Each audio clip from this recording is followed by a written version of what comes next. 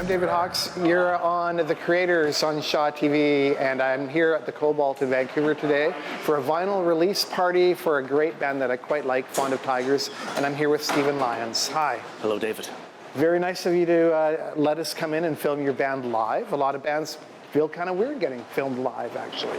For us, I think live is a big part of what we do. Like, it's always different. It's always a little different, even though there are parts. It's always kind of how we attack them that day and how it all kind of vibrates between us. That kind of makes each performance. Like our albums have a basis of liveness to them anyway, so it's part of our practice, as they would say. So. Definitely. I think you guys you guys play all sorts of festivals, including jazz festivals. I wanted to mention you've played Halifax, Guelph, Vancouver jazz festivals, but you also play like the Push Festival, New Forms Festival. Very much I would say a live experience band for sure. And I love the fact that you play in jazz, but it's hard to nail you guys down. Can you explain a little bit to me what you think your band is? Well, hard other than the best band in the world, right? Of course. Yeah. Hard to nail down is kind of that's our zone, actually. You know, like it's sort of, I hesitate to use the word vibrate again, but I will. It just kind of vibrates outside of things. So it's like if there was an other festival circuit, we'd be on it, you know. But instead, we kind of morph between things. And I think what it comes down to is there's a lot of we're happy to have programmers along the way that said, yeah, this may not go right up the gut of like Rib Fest or something, but you know, we're still waiting on the Rib Fest. Yeah, that's good barbecue. It might come through, but good barbecue. You know, so they just take a chance, not a chance. So they know that once people see us play, right, it usually changes people's perspective. Like so the live performance really does transform into something more, and that's why I think we can kind of play different scenarios, despite the fact that it's kind of a heavy and ridiculous scenario, like 7 people, 2 drums. You know, there's a lot of variables that could scare people away. But I said before the interview started, you reminded me of Sun Ra. Also, maybe Miles Davis, because it's not necessarily. It's hard to explain. It's not like jazz. It's like something else. Some people tell you they call you layered, eclectic, hypnotic, ambient sound sculpture, basically. I'd say those are fair things. It feels like you're painting with music, if it makes sense. Yeah, or the sculpture part, I can see that, because there seems to be a certain three-dimensionality, or at least minimum of 3 dimensions, maybe more depending on how you're rolling. Were you going to say demented? 3rd dimension. A little? Yeah, a little. There is a little bit of that. Yeah, I mean, there's a little bit of it all gets filtered through.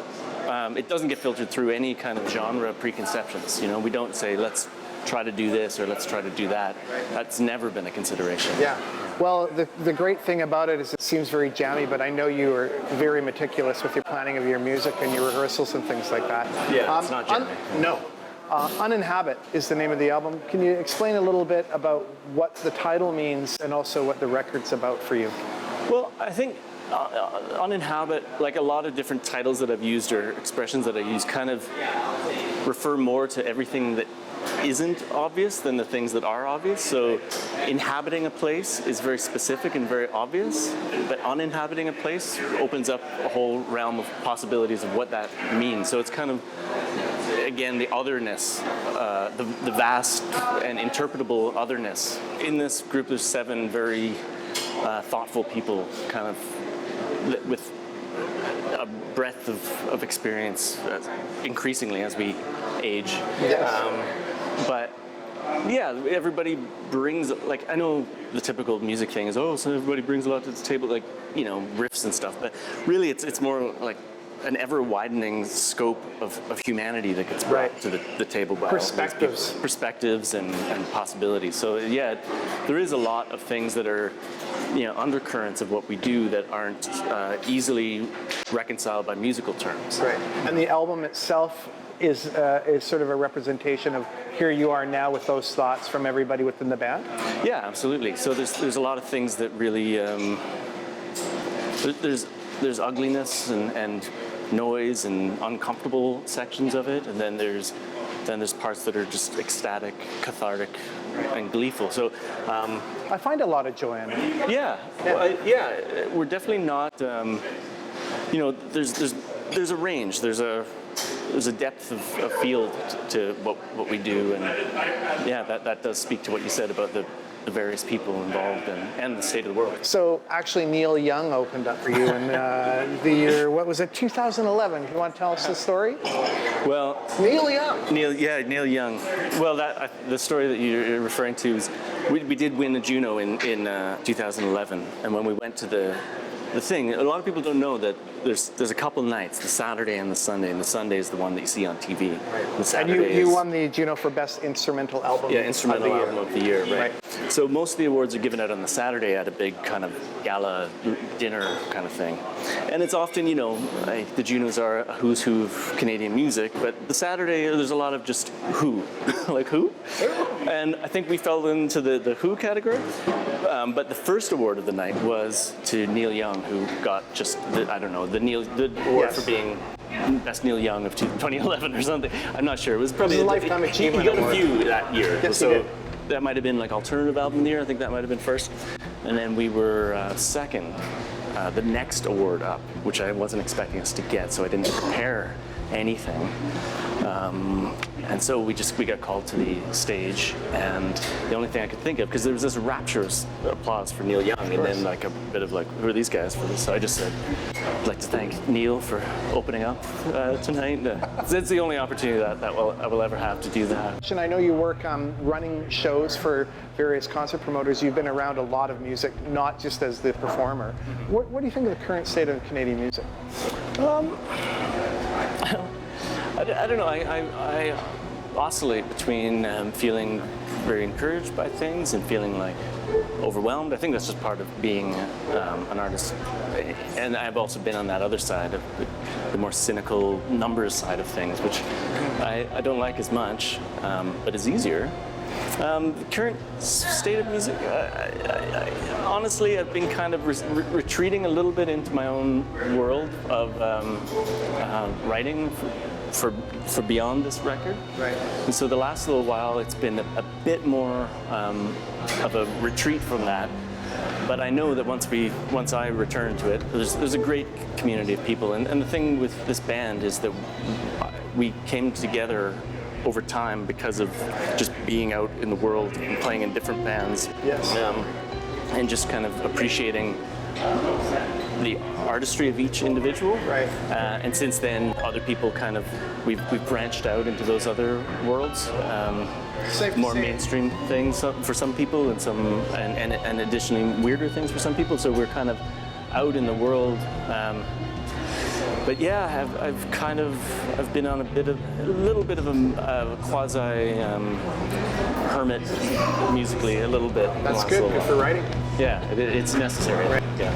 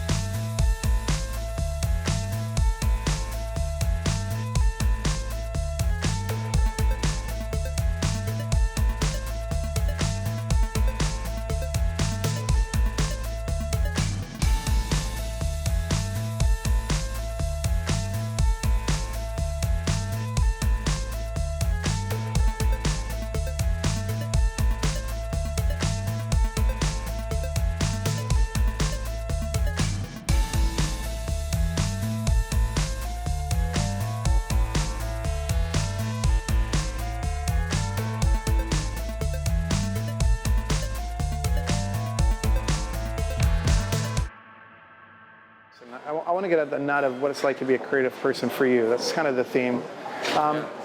Did you know when you were younger that you were a creative person, and did you have anybody or a moment where it inspired you? So 3 things. Do you know you're a creative person and what it's like to be a creative person? Did you have a spark? And also if you have any advice to those who want to be. Right, yeah. Well, I definitely have always done creative things. It's always been a bit of a struggle because I feel like I've never been quite a natural at any of them, or particularly like it wasn't like, oh yeah, this is good, I'll just do this all the time. I used to draw a lot when I was a kid, and I wrote stories. There was a period where I just wrote stories for a really long time, and then I stopped doing that entirely, and I just drew for years. Right. And then I stopped doing that pretty much entirely, and then I started playing music, which was the thing that I think, really wanted to do. But there's always a grappling. I always feel like I'm always engaged in the art of act of creation, even if I'm not doing it. So right. Always thinking, or always being maybe slightly frustrated that I'm not doing it. Like I feel like I should be doing it constantly. So every moment that I'm not doing it sometimes feels like it's frustrating. So and just my creative process is really slow. I would hope for young people that they have people that support them, even though they're not going to be very good for a long time. Like a long time, probably. It's a journey. A lot of the first things are going to be terrible. And then it goes up and down too. There's moments where things are bad. You do work that's not that great. Right. But you don't have to get an A+ on every paper. It's a process. It's learning. It's developing. So you would say for someone wanting to be an artist or a creative person, you should just go for it? Yeah, and I don't think it's the sort of thing that you pick, there's a lot of openings for welders, I'm going to take my welding certificate and I will make this money in order to live this other life. I did hear you playing guitar. It's close. It is a little close. It is, the acetylene pedal that I just got really helps bring a little extra to the thing. But I would say, like, if you're questioning it that much, I don't know, maybe you should be a welder more. Like, you have to be you have to do things that are not simplistic life choices. They're going to be difficult things. Challenge. You're going to have to want it. So if you're asking yourself, should I choose this or choose that? If it's that much of a question, maybe, I don't know. Maybe for me, I think if you're not into like the long haul of things being difficult and having to be ultimately the arbiter of what is the end result, the worth of the end result is, then and you're not prepared to be kind of your own to answer ultimately to yourself, I think that's you're not going to be a creator as much as a responder to fads or something. Like, you see people that write music and you hear why they're writing it, whether it's for airplay on traditional things or whether it's to get a certain kind of grant. Like, you can hear why. Right. I think if there isn't a reason why beyond I have to do this, then I call that into question. But, yeah. You've had 119 registered songs on SOCAN, I believe, and you wrote recently you did a book, how would you explain this? It's like a musical book journey. Yeah. You're a busy man, you write a lot. Well, a lot of those 119, it's like, you've heard the story of Van Morrison getting out of his contract, and he just did like 33 songs of total nonsense. Right. I've done versions of those 33, so knock those off. They're just versions of Twist and Shout. Right. So there's more like 87, or, in the high 80s. But the book project, that's with Sunbelt. That's a different thing. So it was a collaboration, and that's basically that was a suite of music, mostly written by Rick Maddox, but also with collaboration from different people. Right. As far as the songs, and then those songs kind of. We worked up a whole narrative, the whole world, and wrote a book called Cobalt, An Extracted History. It's like a rise and fall of a company town from that period of hope to complete collapse. And then it's accompanied by some music that we recorded in the desert as well, so it's all very dusty.